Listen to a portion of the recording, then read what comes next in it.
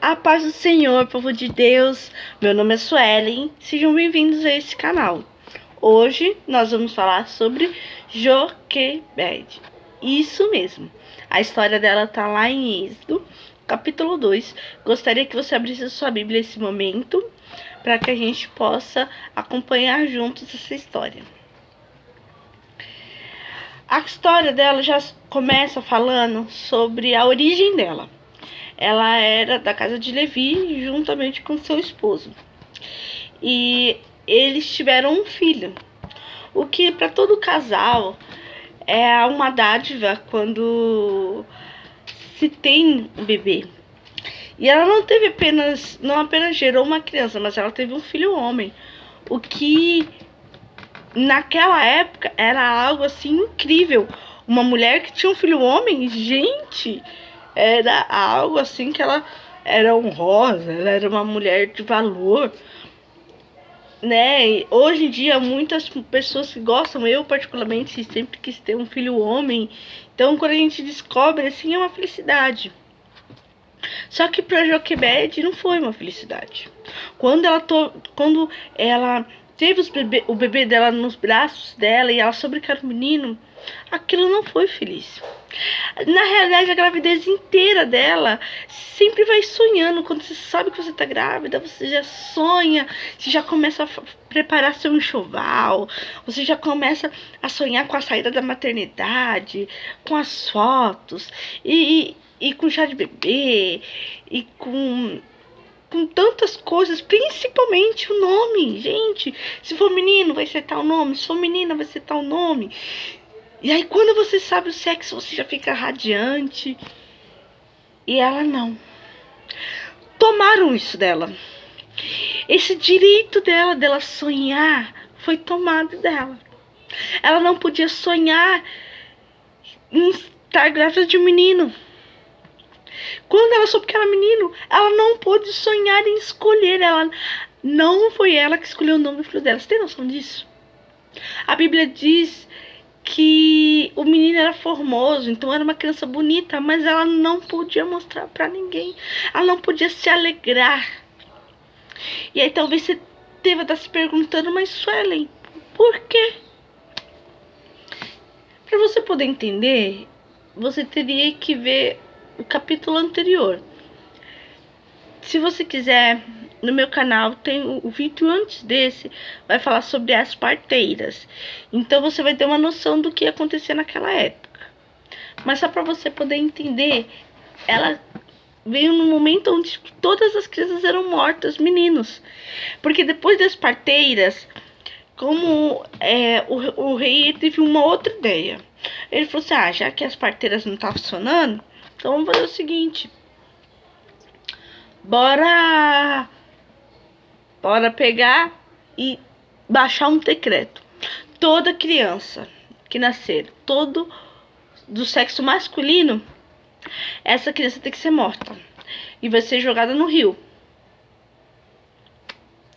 Talvez você pare e olhe e fique, meu Deus, que absurdo. Tudo isso para controlar a natalidade.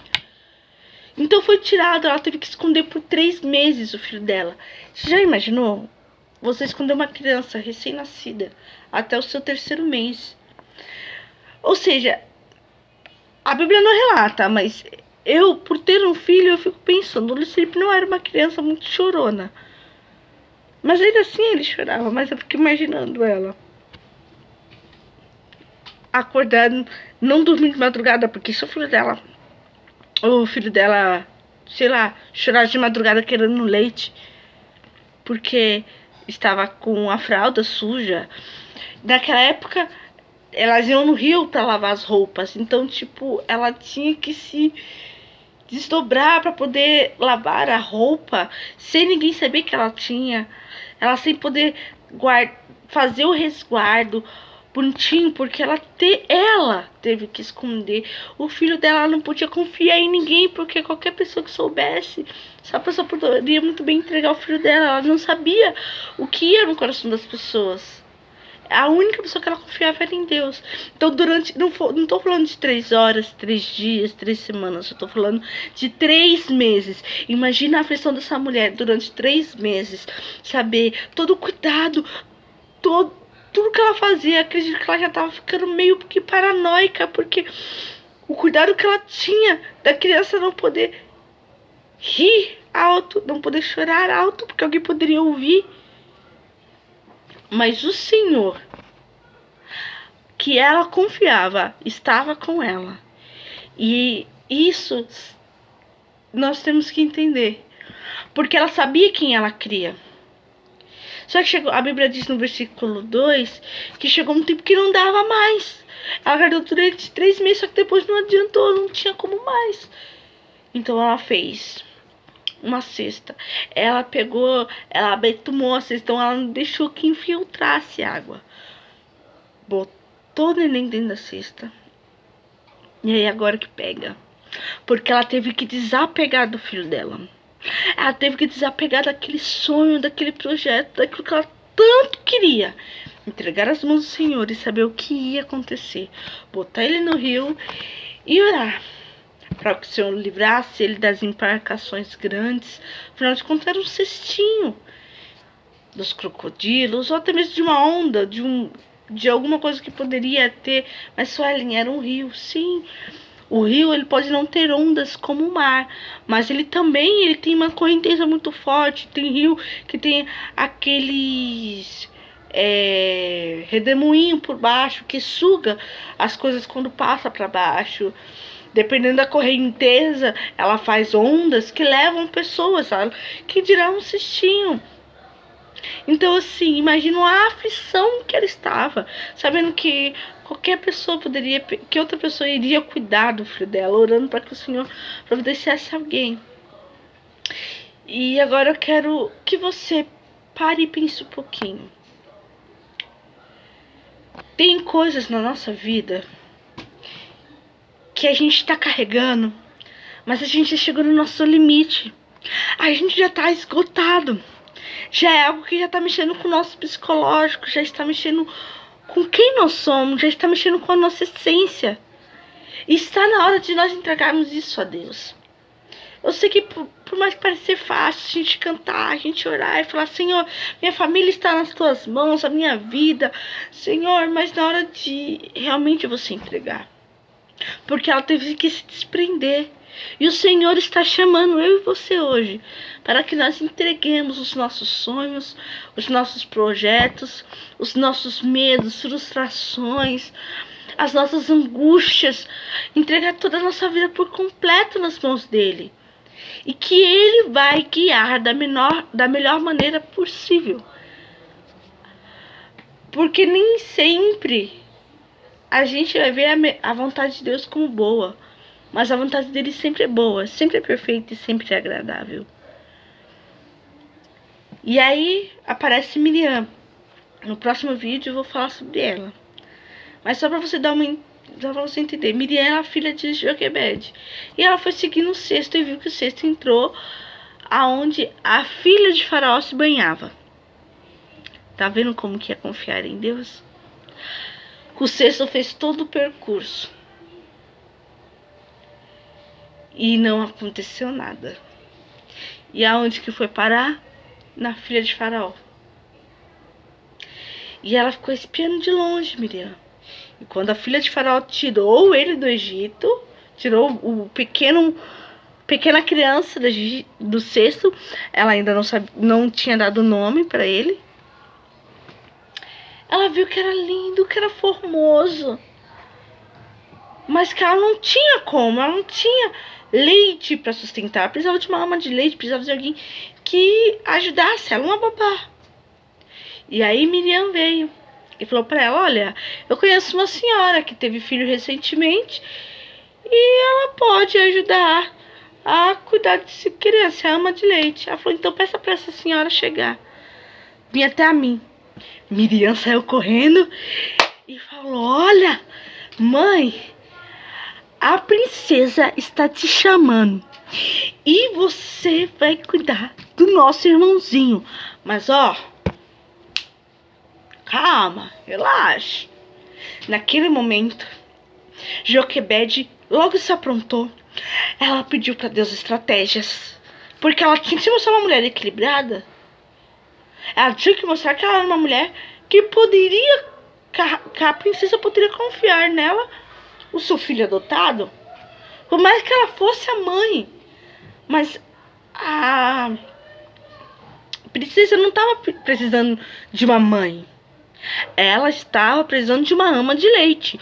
E isso o povo tinha muito, porque tinha muitas mães que tinham tido seus filhos e que os filhos tinham morrido. Então, mulheres com leite, ela ia ter várias e várias. Então, para isso, ela não ia se importar. Então, Joquebede tinha que mostrar que ela era diferente das outras. E ela chegou toda centrada, foi lá logo falando. E como ela confiou em Deus, o Senhor a retornou poderosamente. Porque ela não só pôde voltar com seu bebê escoltada para casa, como ela ainda pôde ver o filho dela crescer. Ela pôde ter os filhos dela nos braços. Ela pôde ensinar o filho dela sobre o Deus dela. Ela pôde ver o filho dela crescer até, se não me engano, a adolescência, quando ele volta pro povo para morar num palácio. E detalhe, tudo isso ganhando um salário para cuidar do seu próprio filho. Gente, se isso não for Deus, eu não sei o que é. Mas talvez você pode estar pensando assim, isso ele não está entendendo. Deixa eu te explicar. Quando você colocar diante de Deus todas as suas preocupações, quando você realmente entregar diante de Deus e deixar Ele conduzir da maneira dele, do jeito dele, como Ele quer, você pode ter certeza, você não vai naufragar. Você não vai ver seu sonho sucumbir. Você não vai ver o seu projeto simplesmente acabar. Você não vai ver a sua esperança ir embora e dizer tchau, nunca mais vou te ver. Não.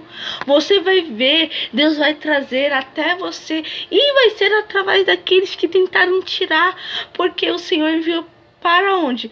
Para a filha daquele cara que mandou matar. Porque é assim que o Senhor faz na nossa vida.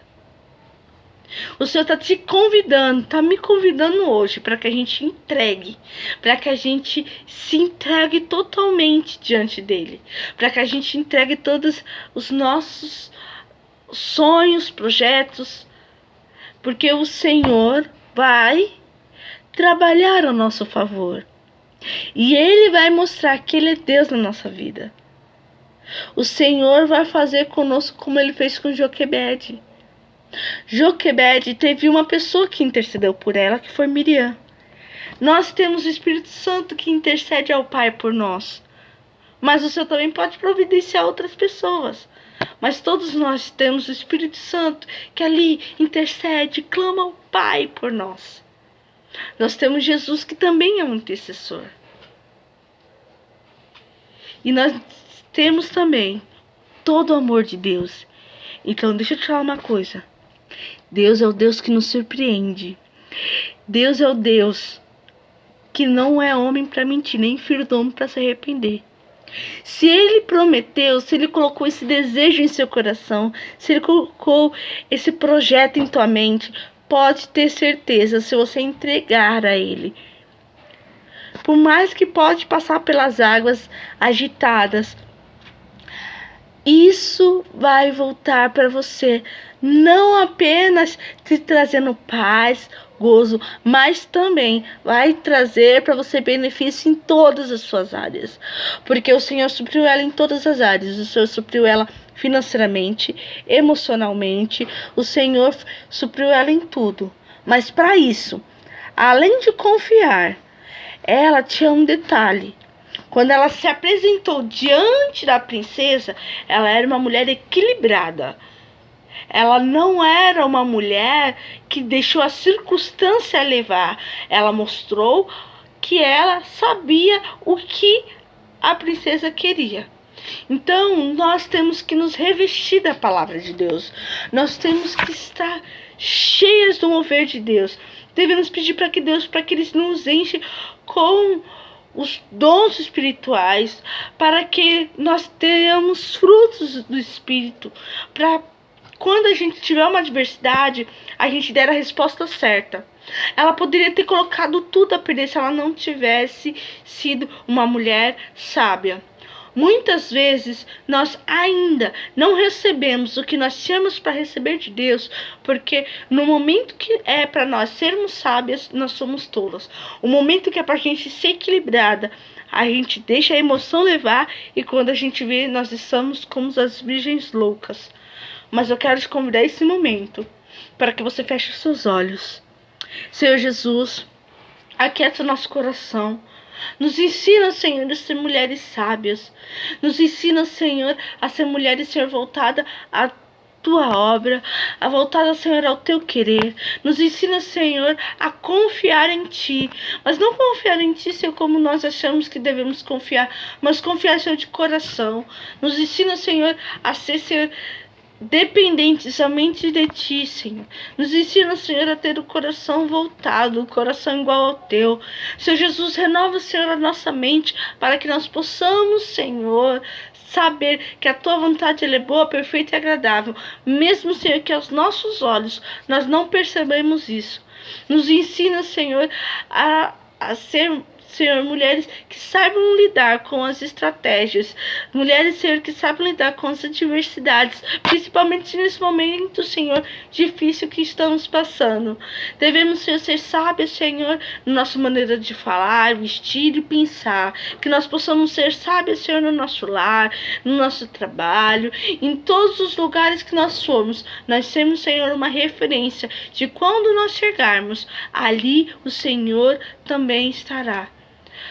Espírito Santo, interceda por nós, como o Senhor tem feito, Senhor, todos os dias, e nos faz descansar em Deus. Amém? Que o Senhor abençoe muito a sua vida.